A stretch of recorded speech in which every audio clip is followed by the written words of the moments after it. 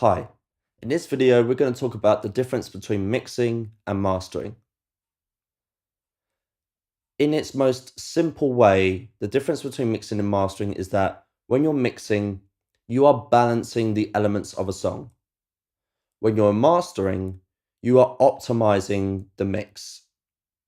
The mix being the printed or the bounced audio file containing all of the song's information, one stereo file, and mastering optimizes that file.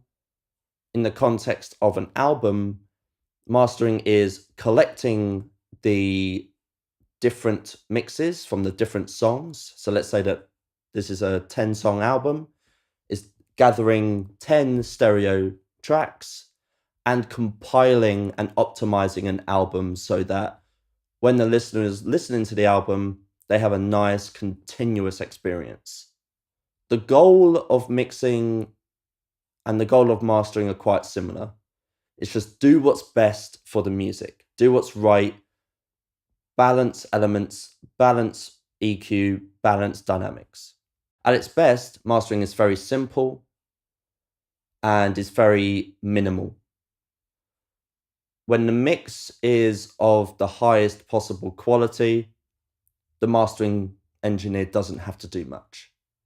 The mastering engineer just optimizes, makes sure that it's at the right loudness, it's at the right dynamics, and at the right EQ. However, mastering can't fix the mix. Mastering can't turn the vocals down. Mastering can't move the element from one place in the soundstage to another.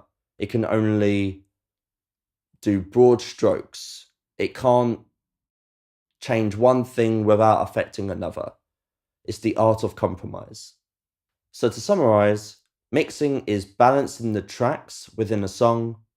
Mastering is optimizing that mix or optimizing multiple mixes in the context of an album and balancing those and sequencing those.